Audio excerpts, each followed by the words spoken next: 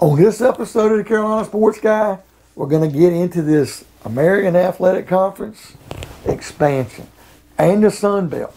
It affects schools in the Carolinas, and we're talking about it, folks. Before we get into today's content, make sure you subscribe. It doesn't cost anything. Pound that like button, hit that bell notification, be notified of future videos like this on college sports in the Carolinas. And by all means, folks, leave me some comments. I love the dialogue. All right, folks, I had done a video, believe it or not, the other day. Actually, the other day, it's about 5 days ago. I didn't get a chance to edit it. I thought I'd have more time.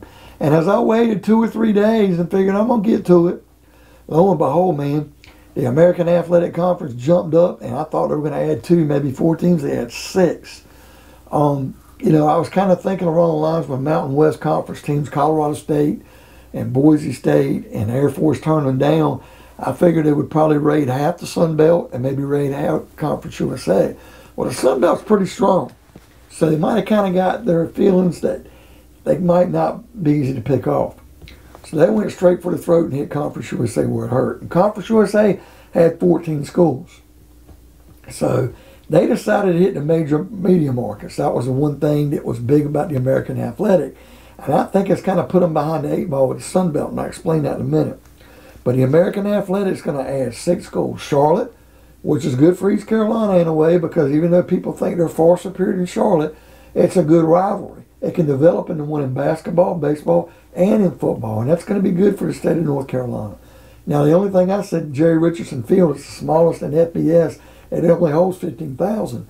Now, they can play in the Panther Stadium, but they're going to have to expand that Charlotte Stadium, and I'm hoping that was part of the deal. They need to get that thing up around 30,000, 40,000 to at least make it a decent-sized stadium for the American Athletic Conference. Florida Atlantic. I think this is big because unless South Florida, you know, if they stay, they're going to want another Florida school to be in competition with. And we're not so sure that South Florida's out of the woods and they might be heading to the Big 12. So it's very important to get a Florida school and keep that market in there. And that's going to kind of hurt Conference USA. Now, the other thing is they had 4 more schools. All 4 schools came out of the state of Texas. And I knew it was important, but only having SMU left. But SMU might have one foot out the door to the Big 12 as well. And folks, hey, if they don't be surprised if the Mountain West starts looking around. They might ask SMU to come join them. And remember, you might think before you think, well, they're not going to go there. There's another Texas school. Remember, TCU did that.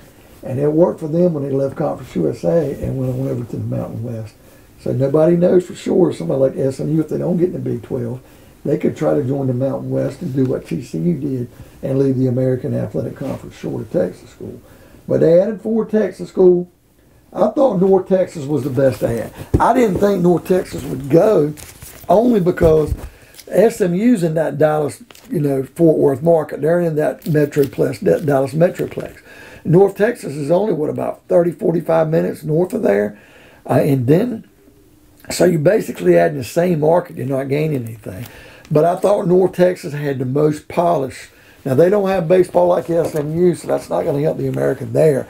But I thought football-wise and basketball-wise, it was a good ad. Texas San Antonio, UTSA, I'm sorry. They're undefeated right now, I believe. I didn't check Saturday night score, but last time I checked, they're undefeated. That's an up-and-coming market, a San Antonio market. Getting that was a pretty big ad, and I thought that was the school they would go for. Now, Rice is the one school out of Houston. I didn't think they'd add good baseball. You're getting the Houston market again, but you're getting academics.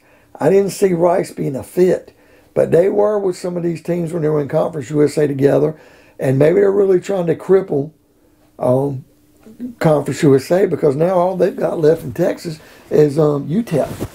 And there's nobody else unless you're going to get some FCS schools to move up because the Sun Belt's not going to lose Texas State. And when you start thinking about UTEP, folks, 2 things. Number 1, it's so far west Texas, is it really considered Texas? Number 2, they're so close to New Mexico.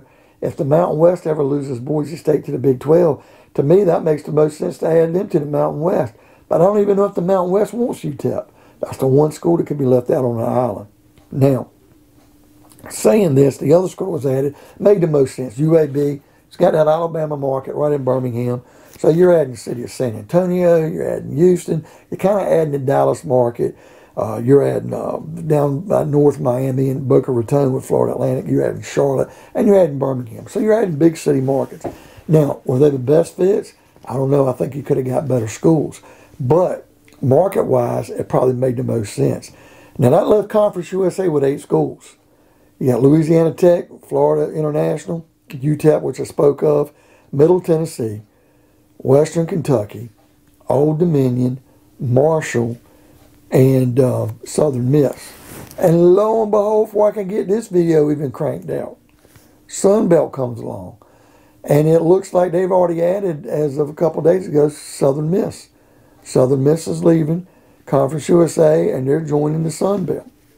And that puts the Sunbelt up at 11 schools, but they're not done. It looks like on the verge of me making this video, and probably by the time I edit this video tomorrow, or if it's a Monday, and by the time Monday or Tuesday rolls around and you see this video, if I can get it out that quick, Old Dominion, ODU from Norfolk, Virginia, looks like they're heading to the Sunbelt, and Marshall from West Virginia.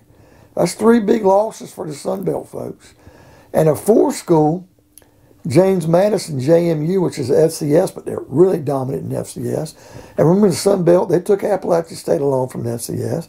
They took Coastal Carolina to FCS. So they're really big about getting an FCS school, and James Madison looks to be a big one. So when I look at that, Sunbelt lost 3. They're lucky, they didn't lose any more. So now the Sunbelt, Conference USA is going to be down to 5 schools. 5. UTEP, which are on an island, they're really by themselves. That's the one school, probably Mountain West don't take them. They're screwed. They're going to go independent. Louisiana Tech, let me tell you something. Louisiana Tech used to be in the Sunbelt, and they moved up to Conference USA. They thought it was a good move. Now, Louisiana Lafayette's kind of passed them in the Sunbelt. But Louisiana Monroe is like the dog school of the 3. They were the worst. But they stuck in the Sunbelt, and now they got a better home than what Louisiana Tech does. Tech could really be in trouble having no home, because I don't think even the Mountain West can take them, and there's nowhere else for them to go. I don't think the Sun Belt's going to want them with the other 2 Louisiana schools. They better hope they have some members. They're going to be in trouble. Middle Tennessee. There's only one place to see Middle Tennessee can go, folks, and that's the MAC. I don't even think that's going to happen.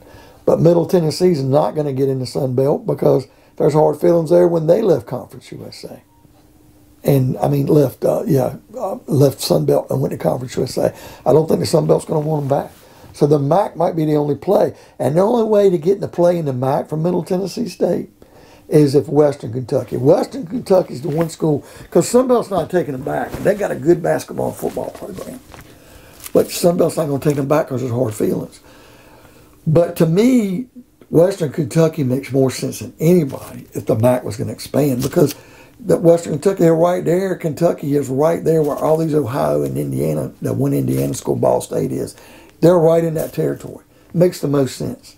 So they could get a home, and if they get a home in the MAC, maybe they can drag Middle Tennessee along for the ride, maybe. If it was me, I'd be trying to get maybe a Liberty, but that's just me. So I really seen the teams that are going to struggle to find a home is Louisiana Tech and UTEP the most, and Florida International. Now, they were another school that kind of jilted Sun Belt and left them and went to Conference USA. But the good thing for Florida International, if they keep Conference USA together, they got a home. But if it starts dissolving where you're losing Western Kentucky and Middle Tennessee, and there's nobody left but Louisiana Tech and UTEP, and if they had a New Mexico State or something like that, I don't think UMass or UConn makes sense. And if you get a Tarleton State in Texas or Sam Houston State, my God, I don't see why North Dakota State don't move up, but where do they really go? And that just leaves somebody like JMU, and I think they're going straight to the Sun Belt. So not many schools to choose from. So they could really be on a bad island. But the only saving grace for Florida International is if the Big 12 was to go in and not just scoop Memphis and Boise State from the from the Mountain West, but if they were to grab 4, and if they grab like SMU, it's not going to kill the American, because they'll have Rice and they'll have North Texas and Texas San Antonio, so it won't kill them. But I don't think they're out of UTEP, too far out. But it would be beneficial for Florida International if the Big 12 took 4 schools and one of them was USF. Because then the American could say, well, we bring Florida International, get Florida Atlantic a rival again. That's one way for Florida International to get out of this shithole of being in Conference USA. But other than that, they're stuck right now. Like I said, Louisiana Tech, UTEP, they don't have much chances of going anywhere. Middle Tennessee, Western Kentucky might have the MAC, and then you got Florida International out there waving in the wind, and that's it. The thing that surprised me the most about this Sun Belt ad in Southern Miss, Old Dominion, and Marshall was the James Madison ad. It makes a lot of sense. They got the money, facilities. But Liberty's a one school, man. They're top 25. They played a great game against the Coastal Carolina in a bowl. And it seems to me that Liberty would be given a shot at the Sun Belt. But James Madison might be on that equal level with them. So I think that's probably why they're getting it. Maybe they got better facilities and they're just looked at and viewed higher. But Liberty's nobody to sneeze at either. And like I said, if Liberty can't get in to the Sun Belt, maybe Conference USA, if they can add a New Mexico State, keep these other 5, maybe they can join that and at least have 7 schools, if not more. That would kind of help the situation. But folks, what do you think of the video? You think the Big 12 is going to come in and take Memphis and Boise State and kind of, leaving teams like Memphis with South Florida and SMU, and we're going to have the American Athletic expanding in? What do you think about the fact that Charlotte's going to be a rival now with East Carolina? Or how is Appalachian State and Coastal Carolina figure they like these rivalries and these other surrounding schools in the area, in the Sun Belt? Leave me some comments. Pound that like button. Make sure you subscribe. And by all means, folks, you got to subscribe, but hit that bell notification to be notified of future videos. And we'll see you next time on another episode of The Carolina Sports Guy.